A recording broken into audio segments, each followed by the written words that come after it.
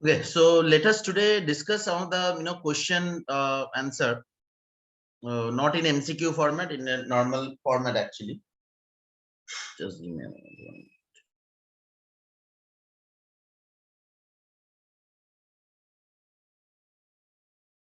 Sir, is our semester exam will be in like this pattern or MCQ pattern?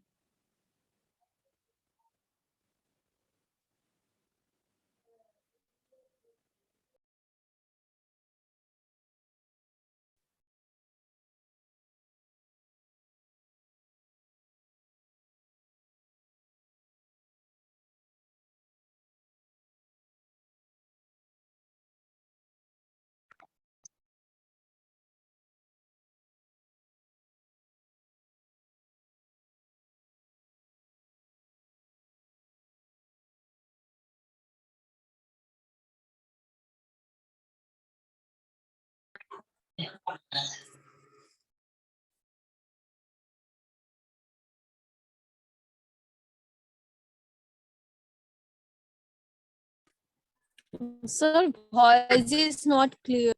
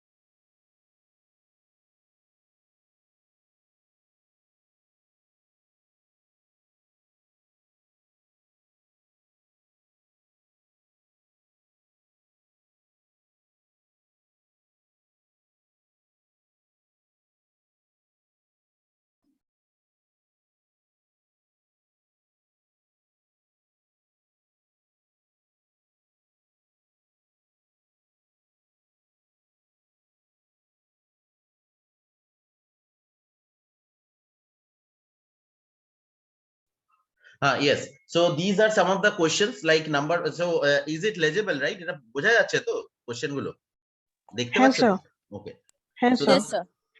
the questions are very easy. All of you should be able to answer. Number one, end justify the means is a characteristics of which personality?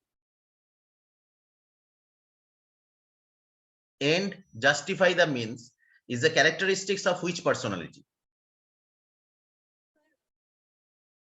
iMac people. No, if you can remember, there are different personality like introvert, extrovert, type A, type B, type C, type D. So among which, out of those personality, which personality has a characteristics and justify the means? Ambivert. Type A. No. So Can type you C. remember the definition of Machiavellianism? Based on Machiavellianism, people are of two types, high Mac and low Mac. Okay, so Machiavellianism, one of the characteristics is end justify the means. That means they take the decision first, then they don't justify anybody why they have taken the decision. When the results come that yes, this is a successful, so then used to justify that this is the reason I have taken the decision. So this is a typical characteristics of high man. So they take instant decision out of their own will. They don't want to justify anybody. They will justify once it is successful. But of course, if that is not successful, all the time, it is not that they will be successful all the time. So whenever there is a failure, they cannot justify. That is the idea. But their principle in life is end justify the means. Right? So remember that. So this is the characteristics. So end justify the means is a characteristics of which personality? Answer is high Mac, high Machiavellianism. People. Right, high Mac people. Number two, which type of personality fall sick easily and why? C. Type C. Right, very good. Cause Type they C. What is the reason? suppress their feelings, negative emotions like anger, sorrow, and that's why they fallen to sick easily, and it's called pathological niceness. Right, right, very good. Number 3, which type of personality is generally having high blood pressure and why? Type A, cause type A people are they go beyond time. They are competitive in nature, and they take pressures Mhm. unnecessarily, so that's having high blood pressure. Right, very good. The type A personality are having high blood pressure. It is because of the fact they are very much aggressive, achievement oriented. They want to run ahead of time, want to complete the job before time. So that is the reason they, type A people are generally having high blood pressure. Okay. Next one. Which type of personality shows high level of loyalty and commitment?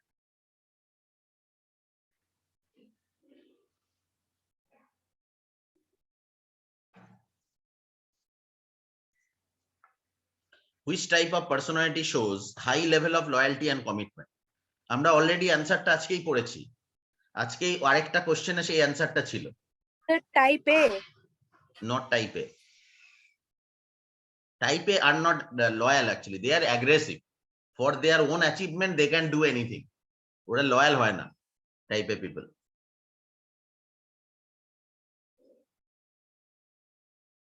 Type C people. Because type C people always want to please others. They always conform to the others. What others say, they always try to follow that. They cannot say no. So that is the reason they are very much loyal and committed. মানে তারা কখনো না বলতে পারে না, and whatever they are telling, they are going to do that. Whatever happened to them, I mean তাদের যা খুশি হয়ে যেতে পারে, কিন্তু they will be doing their job. So that is a type C personality. Okay. Next one. In this question we have discussed several times in the class. If you want a job to be done very quickly, which type of personality you are going to hire and why? because they complete their work beyond time, and that's why. Yeah, right. They complete their job before time. Right, they complete their job before time. So that is the reason they work very quickly. They are achievement oriented. So that is the reason we want to hire type A people for a job which is to be done very quick. Right. Next one. Which type of personality generally like to discuss about their achievement in public? Which type of personality generally likes to discuss about their achievements in public?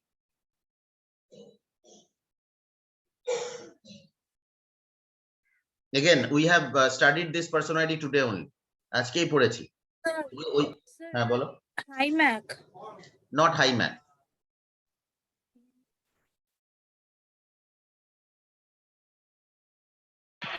Type C. Not type C. Actually, Type A. this type A, actually, this is type A. These characteristics, it is not written in the PPT, but we have discussed in the class. That is, it is one of the characteristics of type A that they want to discuss their achievement in public. I mean, I have done this, I have achieved this. They want to, they love to do that. Okay. So that is the characteristic. Just opposite is type B. Type B don't want to discuss about their achievement in public until and unless they are forced to. তার মানে type B পিপলদের যতক্ষণ না পর্যন্ত জোর করা হচ্ছে, they are not going to discuss about their achievement in public until and unless they are forced to. They are not going to discuss about their achievement in public, type B. But the type A person always find the opportunity to discuss about their achievement. Okay, so that is the idea. So that is the fundamental concept of that's why that which type of personality likes to discuss about their achievement in public. So the answer is type A. Okay. Next question is very easy. Several times we have discussed. That is, explain job enrichment with example. Sir, job enrichment is basically the increasing responsibility in various functional area.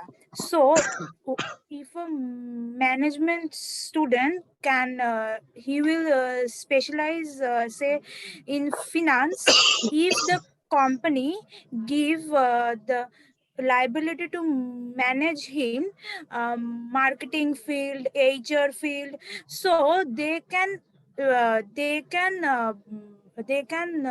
also uh, work for marketing and HR side by side with finance. So their responsibility will rise.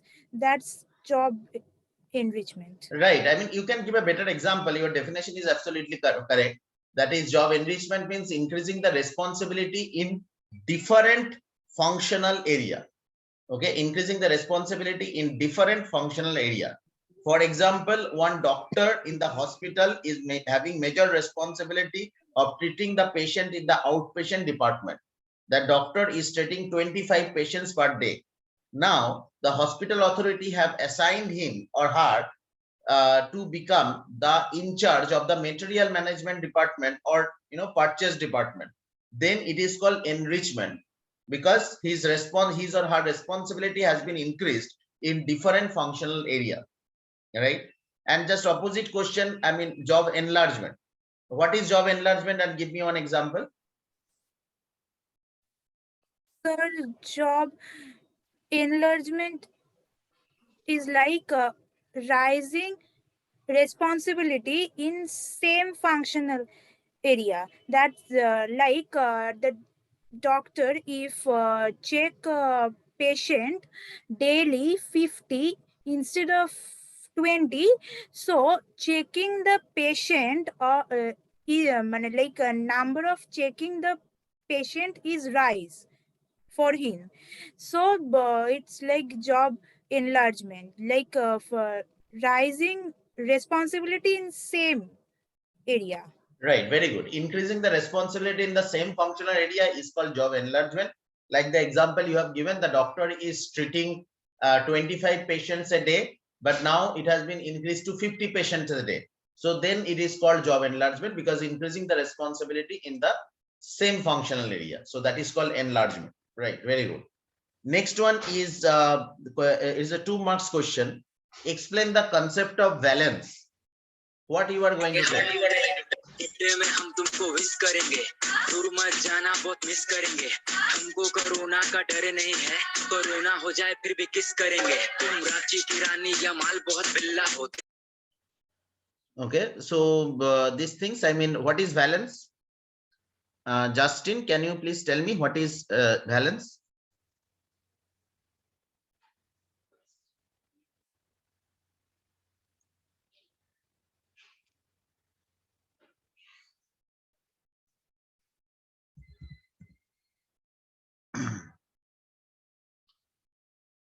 Justin, can you hear us?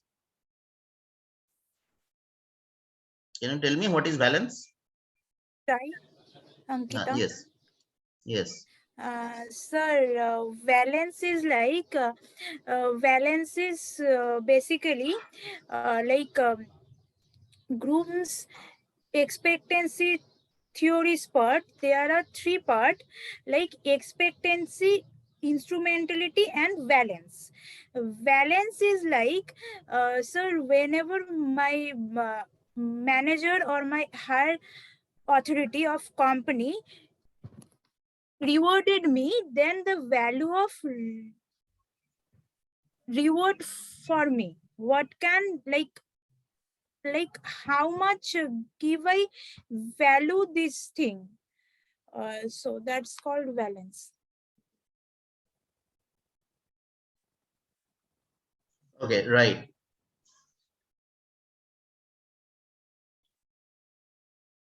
Okay. Okay, so actually, I just for your information, I had to report it to the Zoom because probably one of the person was what I have to report it as impersonification. So someone was, I think that some people may have joined with some other name. So I have to report it to the Zoom with that profile. So maybe the Zoom people will be contacting with him. Why? I mean, legally they will be contacted. Anyway, So Sir, in every class, it's doing like some people create this, and we are very much affected by these things. no, They fine. I are mean, this is the basically first time fraud. I have faced. So I have immediately reported it legally. So the Zoom people will be It taking is, action. it happened intentionally. That I can understand, no issue. Someone I is mean, doing that in intentionally. this case, we cannot do anything. We have just informed legally, so legal action will be taken by Zoom, because I have told that my, these things, my copyright has been stolen, because I'm taking this class. This session is my copyright, right? So if somebody, other people is doing this, that is a, criminal offense. So Zoom will take care of it, definitely. Sir, can you say the concept of valence once more? Can you please identify yourself? What's your name? Sir, I'm Shantanu Roy. Okay, so the valence is a part of Bloom's expectancy theory. It is a motivation theory. So in Bloom's expectancy theory, there are three parts. Number one, expectancy. Number two, instrumentality. Number three is valence. So whenever you have to explain valence, you have to explain the rest of the two as well. Expectancy means if a job is to be given to someone, okay, is to be given to someone, he need to first understand whether he would be able to do that job or not. Okay, like say for example, I am taking session on organizational behavior, HRM, marketing, etc. Now it is a real example. Long back in one college, the authority have asked me to take class on economics. So I need to understand that whether I can take class on economics, because I am not a person from economics background. But of course, I have studied economics during my masters. But I can understand, okay, fine, if I can study the material, go through the syllabus, so definitely I can probably teach.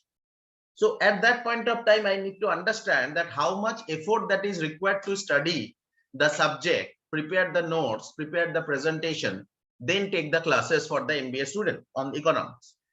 I assume that I will not be able to give proper time, though as far as the financial reward is concerned, they were offering good amount of money.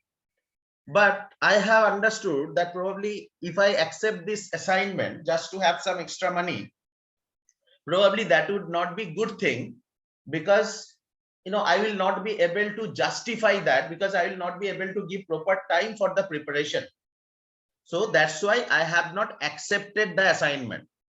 That means why I have not accepted, because of the Bloom's expectancy theory first point, that is called the expectancy, where the people has to understand the kind of effort that is required to do the job, whether the incumbent would be able to do that or not. So if you want to motivate somebody, you need to first tell them that, yes, I strongly believe you can do this job. I mean, you are skilled enough to do this job, right? So that is the fundamental concept of it. Actually, you are skilled enough, you are capable enough. So that is the part of the expectancy. Next one is the instrumentality.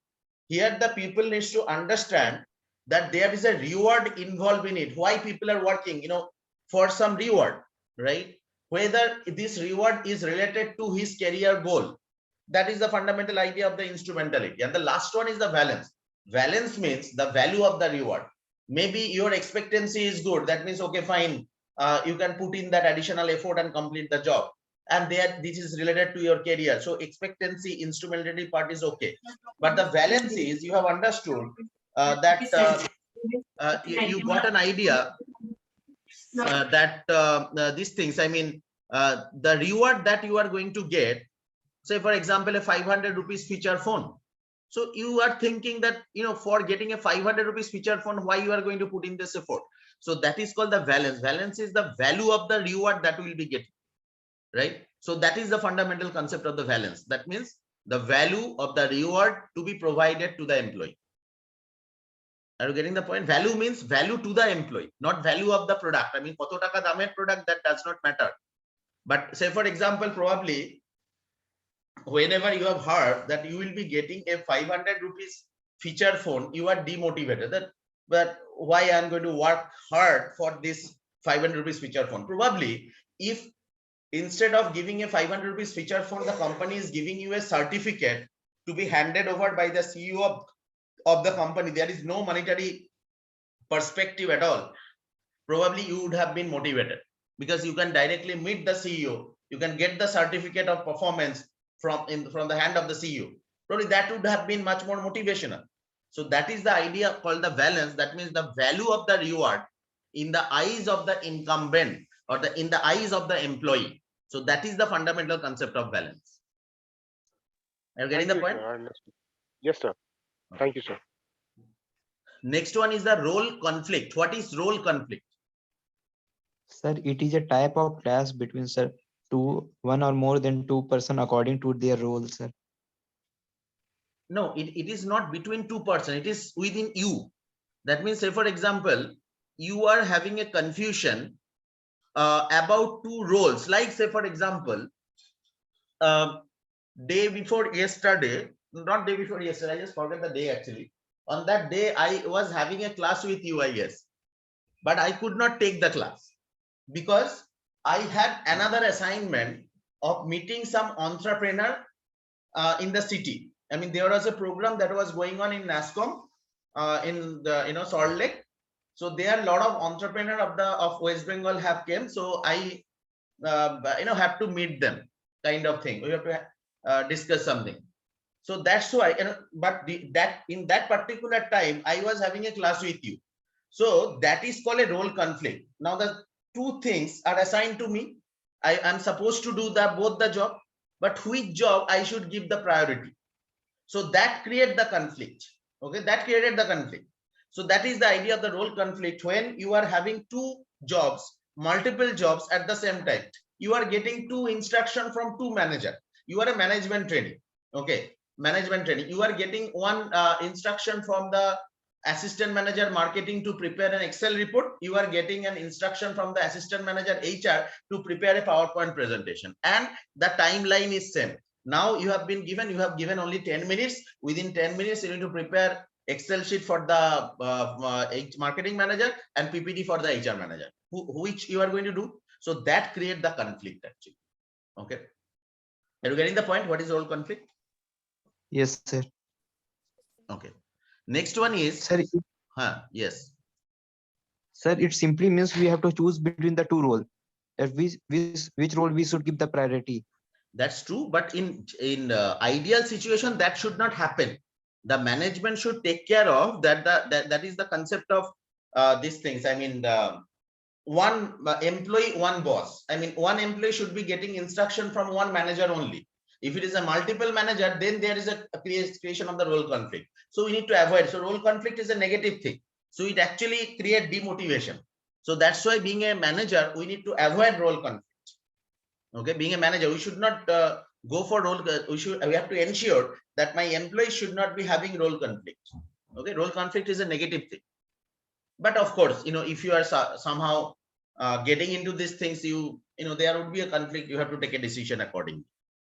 Okay. Now, next question that we have already discussed: why salary is considered as a hygiene factor?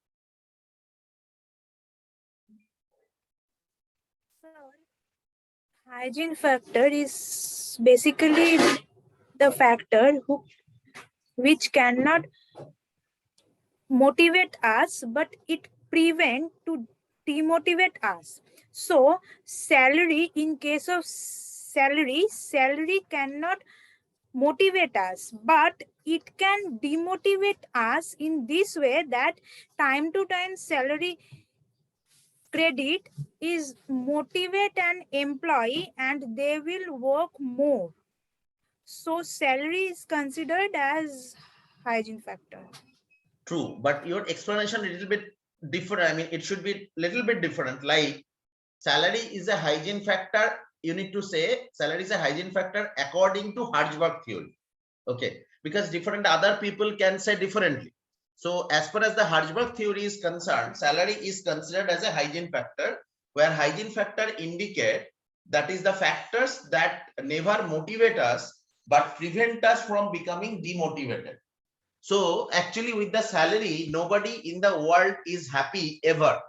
Okay, happy ever for a long period of time. So that is the reason salary is considered as a hygiene factor, because with the salary, people cannot be motivated for long period of time. However, their level of demotivation can be reduced, or they can be prevented from becoming demotivated if the salary is being credited on time. That is the idea. So your answer is correct that the salary is a hygiene factor. Then you need to give this explanation. But of course, you should talk about these things. I mean, the Hertzberg theory, because salary is a hygiene factor or a motivator. It is part of the these things only. I mean, Hertzberg theory. So according to Hertzberg two-factor theory, salary is a hygiene factor, and this is the reason. So in that way, you need to give the answer. Okay. Next one is, what is role perception?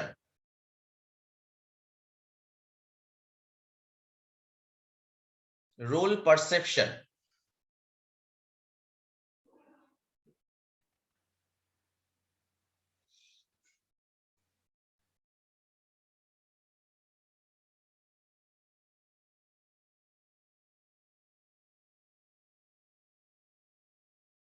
By hearing the term, what do you understand? Role perception.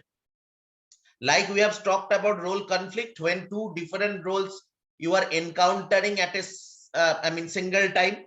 So you are having a confusion which job to be done right now. Similarly, what can be role perception? Like, sir, role perception is like one's perception or one's one's assumption about a particular role, I guess. Right, very good. Example. Sir, example.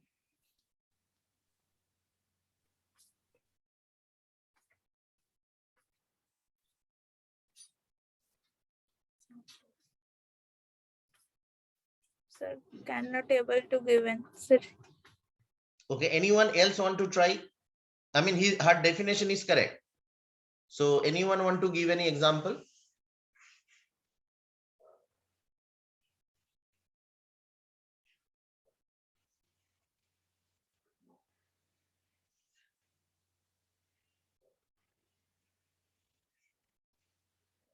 So role perception is, definition is correct. Role perception means your perception, an individual's perception about his role. So can you tell me what role you are playing right now? I mean, all of you, what is the role you are playing right now? Student. Right, student. Does not. Right, and I am playing the role of a teacher right now. But in some other setting, maybe some of you are doing, private tuitions, teaching kids or any other class students. So there your role is as a teacher. There you are not a student. Similarly, whenever I am with my supervisor in my research domain, so there with the supervisor, I am acting as a student. There I am not a teacher. Though by profession I am a teacher, but there whenever I am with my supervisor, there my role is a student. Right? Say for example, if I am taking a driving lessons right now, so that there I am acting as a student. So your role changes based on the situation. Okay, like say for example, you are in your office, you are a manager. In your home, you are a brother, you are a sister, right? Different kind of role you have to play. So role perception means your idea about your role. Example I have given, if you can remember, a doctor who is a smoker. Now he is prescribing or advising his or her patients not to smoke, but he himself or herself is a smoker. Now he or she is thinking, if I'm smoking publicly, if any patients of mine is observing me somehow from different side or different area, so what they will be thinking that this doctor few minutes back advised me not to smoke. Smoking is injurious to health, and he himself or herself is smoking. So you are having a perception, as I'm a doctor, I should not be smoking publicly. that will be creating a negative impact on my patients. I should not be doing that. That is your perception about your role. But otherwise, I mean, differently, you can also think that you may be thinking, doctor, being a doctor is my profession. Whether I'm going to smoke or not, that is my personal life. So nobody has to say anything. So, okay, no issues. If I want to smoke, I smoke in public also. Let the patients watch, and whatever they think, they will think. I don't care about it. So that means that is your perception about your role, right? So that is the fundamental concept of these things. That is called the role perception. That means what an individual thing or having a perception about his or her own role, right? So that is the thing. So like, say for example, if being a student, if you understand what is the role or what you should do, what you should not do, that is your perception. Like, say for example, one of the student was playing the song or something like that. That means it is his perception that yes, in a class situation, this can be done. I mean, it may be because of his upbringing or because of anything. So he has understood that probably this can be done actually. There is nothing harm in it. Let's do it, right? So that is his perception. That is his perception. So that is the overall idea of this thing. That is called the role perception. So whatever the role you are playing, what you can do, what you cannot do. Like probably I have given you that example of Japan. Probably if you can remember that one of the Indian person was with a Japanese person actually. So they were crossing the road. They were in a traffic signal kind of thing in a highway, and they were finding there were no car actually in a distant. I mean, they are not, no cars were visible. But till that Japanese person was not crossing, they were waiting for the signal to be green for the pedestrian. So this Indian person was asking, what is the problem? I mean, we can see there is no car, no visible car. So why you are not crossing? So he replied, it is not about our safety. I can understand, and there is no car, we can safely cross the road. But however, you never know if any kid is watching us from their window, from the nearby flats. We never know. Now, if the signal is red, if I am crossing, what the kid will learn from us, that if there is a red light also, we can cross. So he will learn that, the negative thing, the wrong thing. That's why we should not cross. So that is the thought process of themselves, right? So that is the role perception as a citizen. So we could have crossed. Probably if we are there, okay, fine, there is no car, let us cross, no issue. But it is their thought process that no, we should not do that. Being a citizen, I am having this responsibility, because by observing me, some kid may develop a wrong idea, and that may lead to a fatal accident for him or her in future, right? So that is the concept of the role perception. That is your idea about your role. Okay. Any doubt anyone having? Role perception?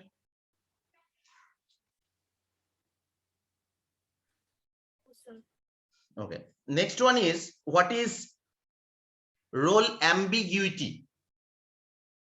What is role ambiguity? Any idea what is ambiguity? What is the meaning of ambiguity? Sir, doubt. A doubt about a particular role. Right, unclear, doubt. Very good. Unclear or doubt. I'm just giving you an example of my first job after my MBA. So that is a job of in a supply chain management actually, material management, supply chain management, logistics in that particular area. So my response, I was the manager, assistant manager out there. So my responsibility is to ensure the delivery of the material to different departments. And I have been given an instruction that you need to follow the first in, first out method. That is a FIFO method. That means whatever the requisition you will be getting first, you need to ensure that material to be delivered to the respective department first. So I was following that. Okay. Suddenly that was my first day actually. So I got a call on the phone that is from one of the department, XYZ department. They require a material very, very urgent. I told, I cannot deliver the material on an urgent basis because I have an instruction to follow the first in, first out method. So send me the requisition. So I will follow the sequence. So based on the sequence, I'll be delivering. So they told, no, it is very urgent. It is very urgent. You need to deliver it. I told no, because I need to follow the instruction. So I have followed the instruction. So at the end of the day, my boss have called me. That told Amitabha that what you have done. This is your first day. I thought you are a very bright student. That's why I've selected you from in the interview. And what you have done in the very first day, there is a very urgent requirement in that particular department. You have not delivered. I told no, sir. Actually, these things you told me, right? I mean, to follow the FIFO method. So that's why. He told no. Actually, you can do it otherwise also. No issue. So I told okay. In the very next day, I have got another this kind of requirement, 2-3 requirement of urgent basis. So I have delivered the material on an urgent basis because I have been given. So in the very next day, I mean that particular day, at the end of the day, my manager again called me. That again he's scolding me that why you have done this. I mean, why you are not following the rules and regulation of the FIFO method and all. So I told yesterday only you have told that I should deliver this material on an urgent basis also. Right? Sometime I need to take decision. That's why I thought that I have taken a decision. So this create an ambiguity. Are you understanding the concept? Because I was confused that what I should do. Should I follow the FIFO method or should I follow the FIFO method along with I need to entertain the urgent requirement as well. So that created that ambiguity. So that is the concept of role ambiguity. So sometimes you are getting confused that what should be your priority and what you should do, what you should not do. So that is creating a confusion. So that is the concept of the role ambiguity. Are you getting the point? Yes, sir. Okay. Now, question number 6, we have already discussed these things. Now, question number 7 also we have discussed. Can anyone tell me what is Machiavellianism? Sir, ability to manipulate someone.